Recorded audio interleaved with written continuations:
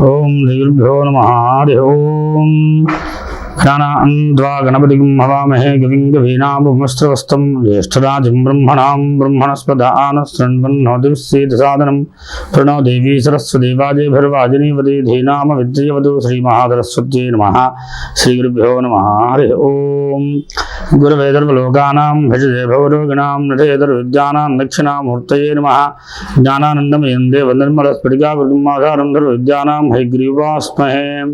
అస్మద్గురుపాదికేభ్యో నమః. దక్షిణామూర్తయే నమః. హయగ్రీవాయ నమః. సరస్వత్యై నమః. శారదాంబాయై నమః. కనకదుర్గాయై నమః. లక్ష్మీ నృసింహస్వామినే నమః. గురుపాదికేభ్యో నమో నమః. మనం ఈ సంవత్సరంలో ఇప్పుడు శ్రావణ మాసము ఆగస్టు అంటే 8వ నెల మనకి 15వ తారీఖు నుండి సెప్టెంబర్ వరకు 15వ తారీఖు వరకు కూడా ఈ మాసంలో ఈ 12 రాశి వారికి ఎలా ఉండబోతుందో మనం వివరంగా తెలుసుకుందాం. జయ గురుదేవదత్త. మనం ఇప్పుడు మిథున రాశిని తెలుసుకుందాం. మిథున రాశి అంటేనే కలయిక. అంటే ఈ మిథున రాశి వాళ్ళు ఎప్పుడు కూడా ఎవరితో ఒక అమ్మాయితో తిరుగుతూ ఉంటారు అనమాట. అంటే ఖాళీగా ఉండరు వీళ్ళు ఇప్పుడు కూడా ఎవరితో ఎంజాయ్ చేద్దామా ఎలా తిరుగుదామా అని ఆలోచిస్తుంటుంది మిథున రాశి ఇప్పుడు కూడా. అంటే వీళ్ళు ఒంటరిగా ఉండరు అనమాట. అది మిథున రాశి కావచ్చు, మిథున లగ్నం కావచ్చు. వీళ్ళు ఒంటరిగా ఉండడానికి అవకాశాలు తీసుకోరు. ఎప్పుడు తోడు ఉండాలి పక్కన. ఒక వ్యక్తితోనే సంచారం చేస్తుంటారు వీళ్ళు. అది స్త్రీ అయితే ఎప్పుడు భర్తను వదిలేసి ఉండదు అనమాట. అదే పురుషుడు అయితే కనుక ఒక స్త్రీ వదిలేసి ఉండడు అనమాట. అంటే ఇక భర్తకి స్త్రీకి చాలా వ్యత్యాసం ఉంటుంది. మళ్ళీ మగవాడైతే తన భార్య సుఖాన్ని పొందలేడు కనుక వేరే స్త్రీ కోరుతూ ఉంటాడు. అది కనుక స్త్రీ అయితే కనుక తన భర్త సుఖాన్ని ఎక్కువగా పొందగలుగుతుంది అనమాట. కానీ తన జీవితంలో హ్యాపీగా ఉండగలడం ఎక్కువ అవకాశాలు ఉంటాయి. ఈ మిథున రాశి వారు చాలా నిఠారుగా నడుస్తుంటారు. కొంచెం వీళ్ళు తేజవంతంగా ఉంటారు. కొంచెం పొట్టిగా కూడా ఉంటుంటారు. వీళ్ళు చాలా కాంతిగా ఉంటారు. వీళ్ళకి ఎప్పుడు కార్యక్రమాలు ఉంటాయి. ఏదో ప్రోగ్రామ్ ఉంటూనే ఉంటుంది. వీళ్ళకి ఎప్పుడు ఖాళీ ఉంటుంది. వీళ్ళకి కరోనా వచ్చి అందరూ ఇబ్బంది పడుతున్నారు కానీ వీళ్ళకి మాత్రం ఏ పనిలో లోటు ఉండదు అనమాట. ఏ దుర్బంధం ధనం వస్తూనే ఉంటుంది. ఆదాయం అనేది సమృద్ధిగా లభిస్తూనే ఉంటుంది. వీళ్ళ మైండ్ థాట్స్ చాలా గొప్ప అనమాట. వీళ్ళ ఆలోచన చాలా ముందుగా అడ్వాంటేజ్ ఏంటంటే బాగా ఆలోచిస్తారు. మంచి మంచి థాట్స్ ఆలోచిస్తారు వీళ్ళు. కానీ వీళ్ళకి వ్యయంలో గురువు ఉండడం వల్ల కుజుడు ఉండడం వల్ల వీళ్ళు దానాల కోసమో పూజల కోసమో యజ్ఞాల గురువుల కోసమో లేదంటే సేవా దృక్పథంతో ధనాన్ని ఖర్చు పెట్టాల్సి వస్తుంటుంది అనమాట. సోదరులకు కూడా ధనాన్ని ఖర్చు పెట్టాల్సి వస్తుంది. వీళ్ళ సోదరులు కూడా వీళ్ళు ధనాన్ని ఖర్చు పెట్టాల్సి వస్తుంది. కానీ వీళ్ళ సోదరులు వీళ్ళు తెలియకుండానే ఈ రాశి వాళ్ళకి ఈ మాసంలో ధనాన్ని ఖర్చు పెట్టాల్సి వస్తుంది. అది చూసుకుంటూ ఉండాలి మంచిది.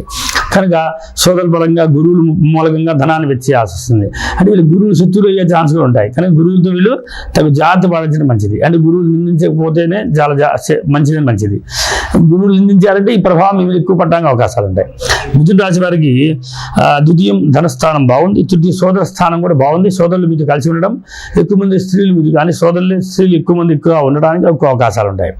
వాళ్ళు ఉన్న స్త్రీలు అంటే ఈ రాశి వారికి కానీ ఈ లగ్నమాలు ఎక్కువ మంది స్త్రీలు సంతానంగా పుట్టడానికి సోదరులుగా పుట్టడానికి ఎక్కువ అవకాశాలు ఉంటాయి. కాకపోతే ఎంతైనా రవి స్థానం కనుక కొంచెం వాళ్ళ లక్షణంలో మగవాళ్ళ లక్షణాలు ఎక్కువ ఉంటాయని. అంటే పురుషుల్లాగా డామినేషన్ చేయగలుగుతారు. అంటే వాళ్ళు దేన్నైనా ఛేదించగలుగుతారని లెక్క. చతుర్థం తల్లి వీళ్ళకి చాలా మిథున రాశి వారికి తల్లి చాలా శత్రువుగా కనబడుతుంటుంది. కనుక చాలా జాగ్రత్త పాటించడం మంచిది. తల్లితో ఆచితూచి మాట్లాడడం మంచిది. పొరపాటు సరదాగా కూడా మాట్లాడకూడదు.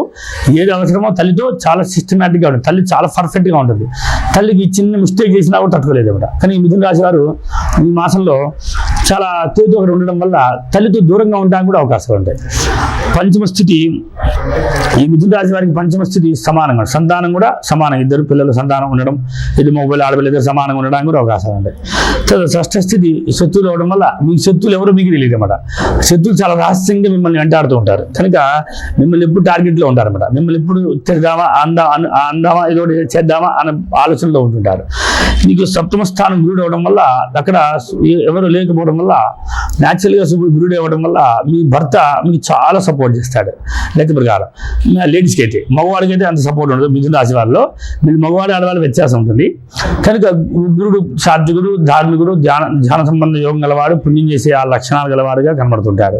కానీ ఈ రాశి వారికి ఇప్పుడు వీళ్ళలో ఉండటం వల్ల భర్త సంబంధం నష్టం కనబడుతుంది. గమనించాలి. భర్త సంబంధంగా నష్టం ఉంటుంది. ప్లస్ అలానే శత్రువుల మూలకమైన నష్టం కూడా ఉండడానికి అవకాశాలు ఉంటాయి.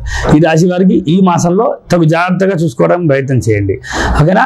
ఈ సంవత్సరం అంతా కూడా గురుడు ఇక్కడ సంచరించే సమయంత వరకు కూడా మీకు గురు రీత్యా, పెద్దవాళ్ళ రీత్యా, పూజ దేవతా సంబంధం రీత్యా, బ్రాహ్మణ రీత్యా లేదా కొంచెం మనకి పెద్దవాళ్ళు గురువులు అనుకున్న వాళ్ళతో గొడవలు అవడానికి కూడా అవకాశాలు ఉంటాయి. వాళ్ళతో విభేదాలు రావచ్చు. వాళ్ళతో సమస్యలు రావడానికి అవకాశాలు ఉంటాయి. తర్వాత మీకు అష్టమంలో శని ఎవరు లేకపోవడం వల్ల ఇబ్బంది లేదు, సమస్య అంటే పెద్దగా జ్ఞానపడదు. కానీ భాగ్యంలో శని ఉన్నాడు కనుక మీరు ఎంత ఈజీగా ధనాన్ని పొందగలగాలో ఎన్ని ఆలోచనల ద్వారా ప్రయత్నం చేయొచ్చు, అంత ఆలోచన ద్వారా ధనాన్ని ఇవ్వడానికి ఎక్కువ అవకాశాలు ఉంటాయి. తర్వాత దశమంలో రాహు ఉండడం వల్ల వృత్తిపరం ఎప్పుడు కూడా వృత్తి మీకు అన్ని రకాలుగా ఎలా చెప్పాలంటే రాహు మంచి మంచి ఐడియాస్ ఇచ్చి జీవితాన్ని బాగుండేది చేస్తుంటుంది. కనుక జీవితాన్ని మంచి ఈజీగా ధనం ఎలా సంపాదించాలో ఒక ప్లాన్ చెప్తుంటుంది అన్నమాట. కష్టపడకుండా పోయే మార్గాలంటే కూడా గురుడిస్తుంటాడు. అలా లాభంలో ఎవరు లేకపోవడం వల్ల మంచిది. వెయిల్లో ఉండడం వల్ల మీకు జరిగే రిమార్క్ అంతా గురుడు కుజుడు అవడం వల్ల మీరు ఈ 2 శ్లోకాలు చదివితే సేఫ్గా ఉంటారు. చదవలేని పెద్ద ప్రమాదం ఏం కాదు, ఒక నెల వరకు దాని ప్రభావం ఉంటుంది, తర్వాత తగ్గిపోతుంటుంది. కనుక 2 చదవడం ప్రయత్నం చేయండి. జై గురుదేవ దత్త.